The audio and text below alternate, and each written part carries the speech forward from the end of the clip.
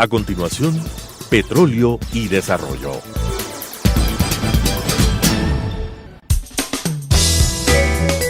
Clasificación B, bajo supervisión de un adulto.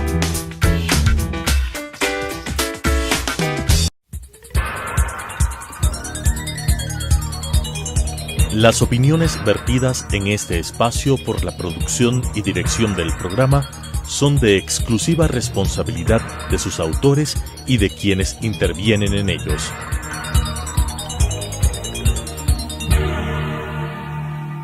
Telesucesos Canal 29 UHF presenta Petróleo y Desarrollo, conducido por Henry Llanes y Fernando Mosquera, especialistas en temas hidrocarburíferos y en los ámbitos de la política, la legislación, la contratación y la política económica. Petróleo y Desarrollo. Saludos cordiales, amigas y amigos. Cordial saludo, Fernando, en este nuevo programa que vamos a analizar el tema sobre lo que es el nuevo ministro de Economía y Finanzas y la fusión del Ministerio de Energía. Este tema dentro del programa nuestro que lo titulamos Petróleo y Desarrollo. Así que estos son temas de actualidad que en este día se posicionará el nuevo señor ministro de Economía y Finanzas, el economista Richard Martínez, que hasta antes de la asignación estaba desempeñando el cargo de presidente de la Cámara de Industrias o de la Federación de Cámaras de Industrias, me parece que es. En todo caso, esta designación nosotros la valoramos en términos muy positivos, muy importantes, porque la economía del Ecuador tiene que tener un objetivo muy claro y tiene que tener una vocación. Esto es que la economía, la producción tiene que desarrollarse e insertarse fuertemente en el mercado internacional a través de sus exportaciones, a través de la inversión extranjera directa, para que a su vez estos ingresos que se captan por estas dos vías mueva el aparato productivo interno, ¿cierto? Genere producción, genere empleo, genere salarios y capacidad de compra en la gente, que hoy en día hay jóvenes que están buscando trabajo, andan con el periódico debajo del brazo, con una carpeta, buscando fuentes de trabajo, y yo me pongo a pensar en la edad de ellos, porque también en mi tiempo buscaba fuentes de trabajo, y yo no tuve mucha dificultad en encontrar esas fuentes de trabajo, pero hoy en día los jóvenes tienen ese problema, y a mí en lo personal, te digo, Fernando, me da pena. Me da preocupación viendo así tanto a mujeres como a varones que con justa razón ellos andan buscando sus fuentes de trabajo para proyectarse en el camino hacia futuro, porque también serán algún rato profesionales, padres de familia, van a necesitar tener una casa, un vehículo, una oficina, una actividad productiva, un establecimiento de negocios, ¿no?, de servicios. Van a ir por esa línea, ¿no? Así que, Fernando, si nos gustaría, tú que eres un académico en el área económica, un profesional en la economía, un funcionario público que ha desempeñado cargos dentro de la economía y también de la actividad privada, ¿cómo lo ves tú esta designación de este joven lujano, Richard Martínez, ¿no?, de una edad de 37 años, pero que ha tenido varios estudios, ¿no?, en universidades de España, en universidades de Europa, también ha tenido ha cursado estudios, cursos de formación en el Banco Mundial y en otras instituciones de enorme raigambre internacional. Así que tú, que conoces más a fondo, Fernando, ¿cómo ves esta designación? Gracias, Henry, un saludo para ustedes, amigos televidentes, para ti. En este día miércoles que estamos presentando este programa, uno de los temas fundamentales, como lo ha dicho Henry, es la designación del nuevo ministro de Finanzas, producto de una carta de inhabilidad de la Contraloría respecto a la ministra saliente. Pero esta sustitución creo que al presidente de la República le cae como anillo al dedo, porque va a generar en los mercados monetarios y de capital nacionales y extranjeros nuevas perspectivas, y especialmente es probable que el riesgo país nuevamente baje a los niveles importantes, de menor nivel como lo que teníamos antes de la designación de la economista Viteri. De manera muy comedida, creo que fue un error haberla designado cuando tenía como antecedentes su función pública anterior, en donde el Ecuador dejó de pagar compromisos internacionales, y eso se reflejó en el riesgo país, en cual el indicador volvió a subir. ¿Ella lo llevó al Ecuador a un default? Bueno, fue un casi default, fue un default, podríamos decir, planificado, de decir de que no iba a pagar el Ecuador, con el propósito que los tenedores de deuda comercial del sistema financiero internacional acepten las condiciones del anterior presidente de poder negociar los papeles a precios de mercado, lo cual los contratos estaban prohibidos de hacerlo, y el argumento es que ya se beneficiaron de una compra a precio nominal muy baja de los papeles del Ecuador cuando renegoció la deuda, y especialmente habían sido beneficiarios de altas tasas de interés en los famosos bonos global, de esa reestructuración de deuda cuando el Ecuador después, ahí al inicio de la dolarización, entró en default, en no pago de su deuda. Pero quisiera terminar sobre el tema del nuevo ministro. Un hombre joven, según tú manifestabas de manera muy adecuada, con un interesante currículum de formación en una universidad ecuatoriana, con estudios en Chile en cuanto a comercio exterior, etcétera, que avala y que se lo ha podido escuchar y observar en tanto en cuanto ha tenido que participar como portavoz de un gremio de la producción. Se estima que tiene un muy buen conocimiento de macroeconomía, y en las declaraciones que hiciera el día de ayer, el nuevo ministro manifiesta que el problema fundamental del Ecuador es el tema fiscal, que lo analizaremos de manera independiente, pero a continuación de este asunto. Entre los varios problemas que tiene el nuevo ministro es enterarse en el corto plazo de una nueva suspensión de presentar ese programa de estabilización económica y especialmente de reactivación del sector productivo, porque aumentar impuestos, aumentar aranceles iba en vía contraria al tema. Para poder reactivar la economía, lastimosamente hay que convencerse, y digo lastimosamente porque el Estado necesita recursos, de que necesitamos bajar impuestos, eliminar aranceles, eliminar el inadecuado impuesto a la salida de divisas, eliminar el anticipo al impuesto a la renta, que posiblemente le va a traer problemas al Ministerio de Finanzas, pero al final del día la economía se va a reactivar, van a producirse mayores impuestos y el Estado va a recaudar más. Es decir, es la única forma de reactivar la economía, y creo que en esa línea está el nuevo ministro. Entonces él en el corto plazo tiene que enterarse de cómo estará este programa, porque hay otra verdad que no podemos desconocer este momento. Para salir del atolladero, para salir de este momento económico crítico del Ecuador, necesariamente tiene que endeudarse más. Ojalá un programa con objetivos, programado, valga la redundancia, y de manera contundente, de una reactivación económica, podría hacer que los organismos internacionales de desarrollo, como el Fondo Monetario Internacional, como el Banco Mundial, la Corporación Andina de Fomento, puedan facilitar recursos a largo plazo y a tasas de interés bajas para poder reperfilar esa deuda y renegociar esa deuda cara y a corto plazo que de manera irresponsable, la historia le juzgará, lo hizo el anterior gobierno. Así es. Entonces tiene trabajo muy fuerte, enorme responsabilidad, pero debemos decir que su designación puede tener efectos positivos en los mercados financieros. Claro que de parte del partido de gobierno que luchaba para que vaya gente de su partido, y así fue la designación de la señorita Viteri, me imagino que protestarán.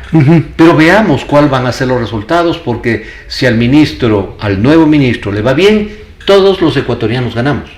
Si es que él se equivoca y le va mal, todos los ecuatorianos perdemos. Así que desde este programa, desde esta tribuna, le deseamos lo mejor en estas delicadas funciones. Así es, hay que decirle todo esto. Además es un joven bien intencionado, y yo he estado en 2 o 3 reuniones, creo que con él, ¿no?, en la Cámara, que nos han invitado gentilmente los directivos de las cámaras de la producción, y de las exposiciones que hemos escuchado de él, de sus intervenciones, son muy consistentes, ¿no?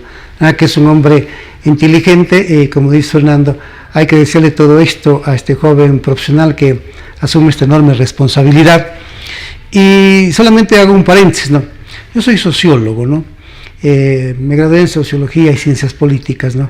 Y ya observo por ahí estas tesis, ¿no?, que realmente llaman la atención, y mi consejo para los amigos que siguen todavía en estos conceptos de la izquierda de un lado, ¿no?, y de la derecha de otro lado, estigmatizando, dicen no, es de izquierda, y como es de izquierda entonces no va a salir adelante, no va a tener esto. Otros dicen no, como es de derecha responde a los gremios empresariales y tampoco va a tener éxito, ¿no? Entonces a mí me parece que esa discusión yo creo que la debemos superar, porque pregunto yo a Fernando y amigos televidentes, ¿no?, si yo digo que soy de izquierda o si digo que soy de derecha, ¿en qué contribuye una posición de esa naturaleza para el desarrollo del país? ¿En qué contribuye? Si yo digo soy de derecha o soy de izquierda, ¿eso contribuye a que el país se una, a que el país se desarrolle, a que el país genere fuentes de trabajo, a que mejore su condición económica? No. Entonces, más bien la tesis, ¿no?, dejando de lado estas posiciones que hoy en día deben ser superadas, porque en política lo que hay que hablar con toda claridad es sobre la democracia y fortalecer la democracia, porque en democracia se desarrollan los derechos sociales, políticos, económicos, las libertades ciudadanas, ¿no? Y la democracia en términos políticos, en términos de gobierno, que quede claro que es alternabilidad de gobierno, ¿no es cierto?, libre elección, de división de poderes, ¿no? Eso es en la parte política, pero la política también nos dice que hay que dialogar y que hay que ponernos de acuerdo.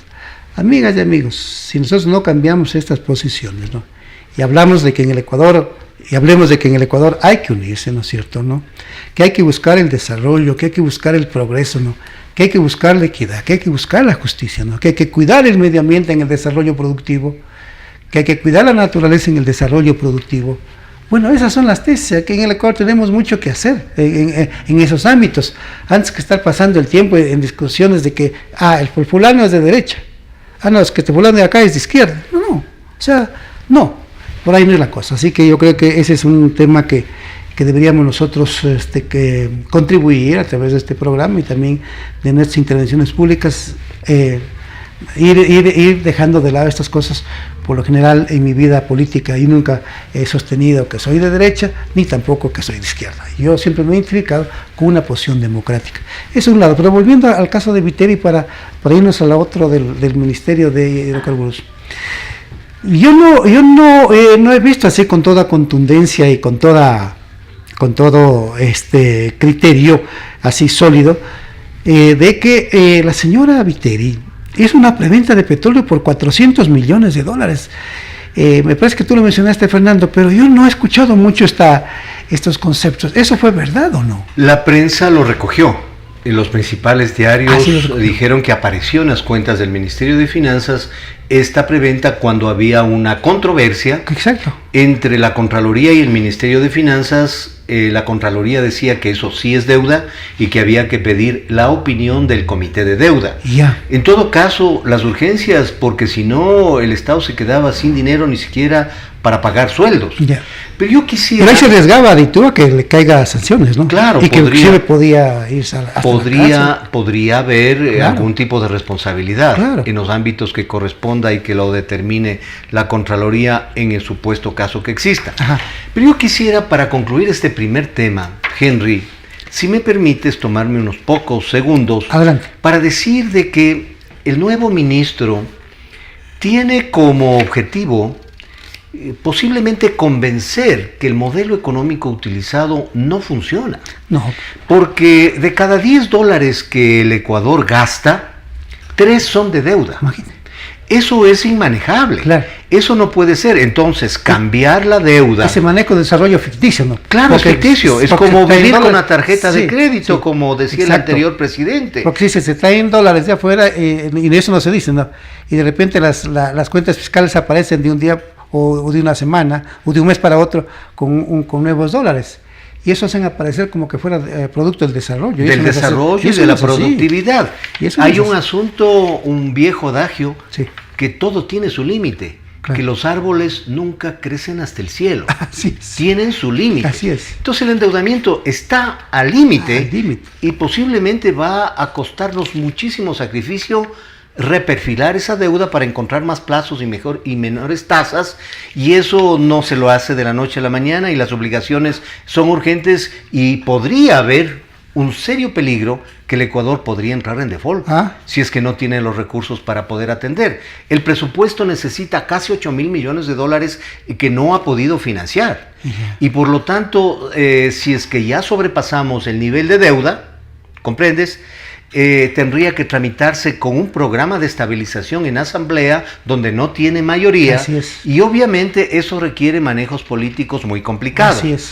Entonces, sustituir la deuda con inversión interna e inversión extranjera directa, eliminando el impuesto a la salida de divisas, podría ser la solución. Sí. Eso generaría trabajo, eso generaría mayores impuestos y por lo tanto comienza el círculo virtuoso para poder entrar en la vía de mayor empleo, de mayor posibilidad de demanda por parte de los hogares y por lo tanto la reactivación económica que necesitamos. Así es. Eso es lo que ha defendido el ahora nuevo ministro. Sí. Entonces, veámosle que ejecute lo que él manifestó. En esa línea hay que apoyarle porque, como siempre nosotros hemos dicho de manera reiterada, como nosotros no tenemos moneda propia, que es yo desde el punto sociológico miro la situación porque la moneda es un medio de cambio, pero también es un medio de capital, de acumulación de riqueza, ¿no es cierto? Y yo siempre pienso todos los días, si el Ecuador no se proyecta en esa línea, es bien difícil que pueda tener un recurso monetario, digamos, en el Ecuador que permita el desarrollo productivo, ¿no es cierto? Y si no lo hacemos, vamos a vivir muy, muy limitados, ¿no? Lo que tú acabas de manifestar es tan pertinente, Henry, que cuando teníamos moneda nacional, los gobiernos abusaban de la devaluación monetaria. ¿Para qué? Para frenar importaciones y dinamizar exportaciones.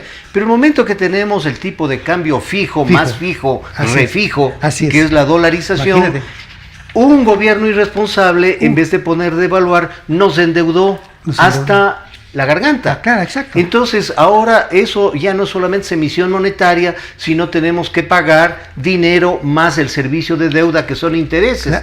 Y eso es inmanejable.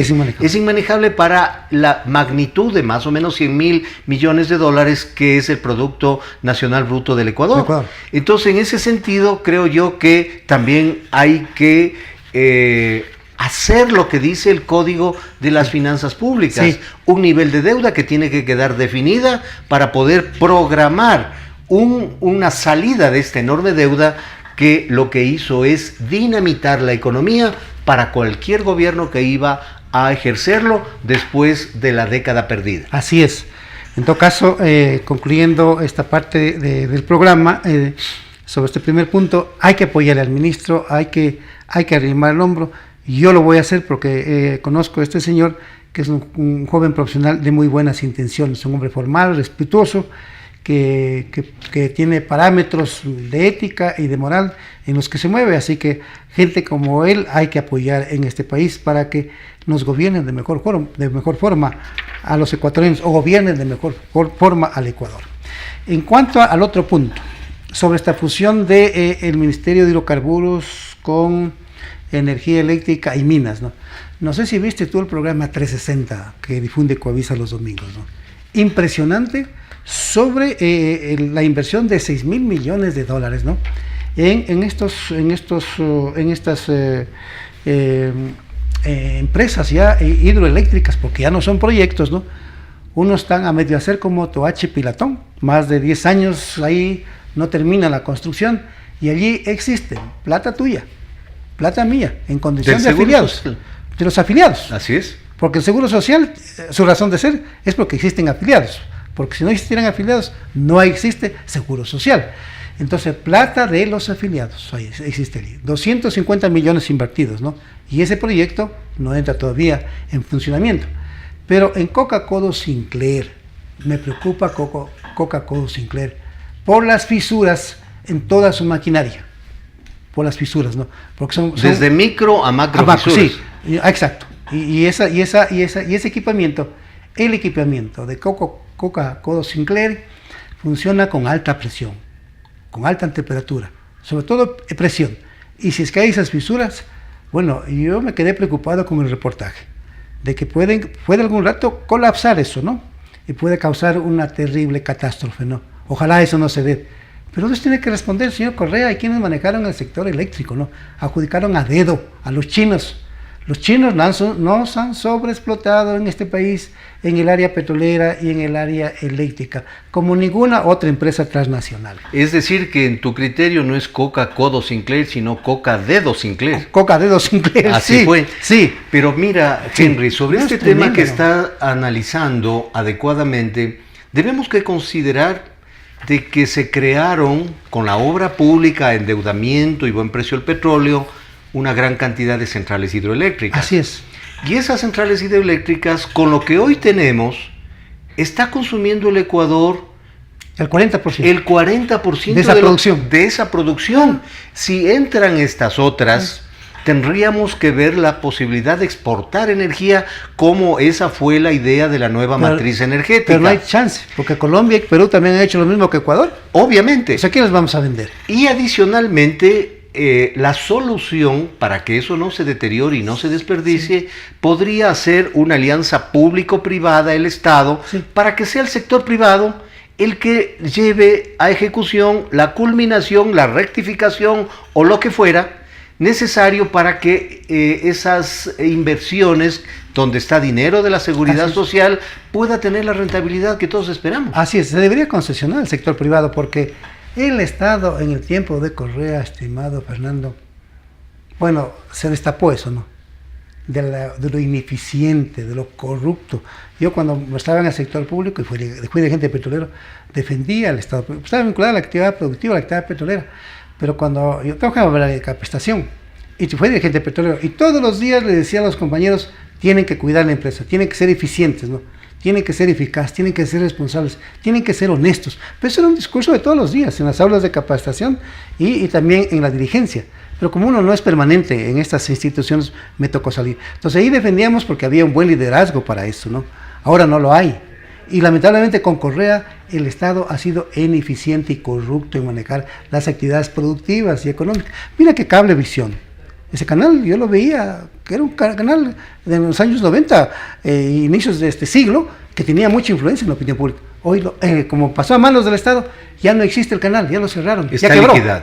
Está liquidado, te puedes imaginar. Y queda tantas personas que trabajaban en ese canal despedidos, en la desocupación. En la desocupación, y no sé cuándo les van a poder pagar lo que las leyes tienen como decisión cuando esto sucede, ¿no? Deben al seguro y deben también al SRI. ¿Al SRI? ¿Ya? Al seguro que deben por asuntos de aportación más de 3 años, ¿no? De los trabajadores, dando mal ejemplo Correa. El Estado con Correa fue el más incumplidor de la Constitución y de la ley. Con Correa. Es el que más mal ejemplo dio y rompió la Constitución y la ley. Fue el Estado, fue el gobierno. ¿no? Mientras que la mayoría de los ciudadanos del Ecuador cumplen con la Constitución, cumplen con la ley, no, en ese gobierno hicieron todo lo contrario, ¿no?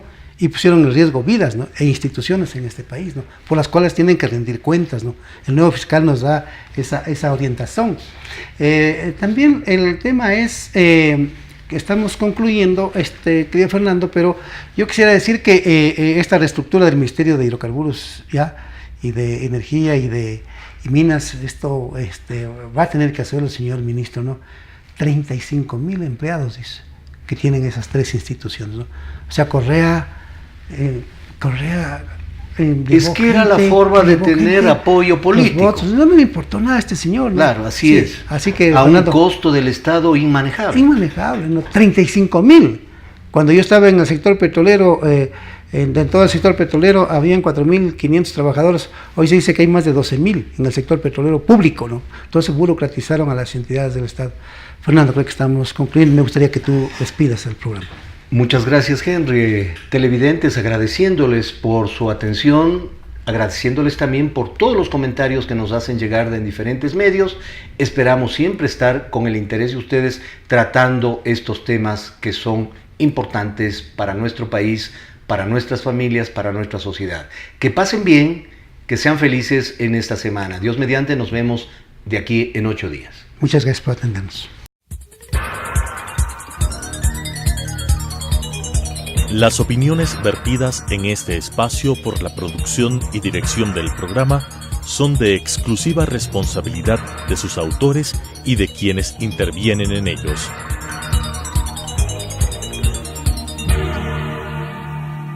Telesucesos Canal 29 UHF presentó Petróleo y Desarrollo, conducido por Henry Llanes y Fernando Mosquera, especialistas en temas hidrocarburíferos y en los ámbitos de la política, la legislación, la contratación y la política económica. Petróleo y Desarrollo.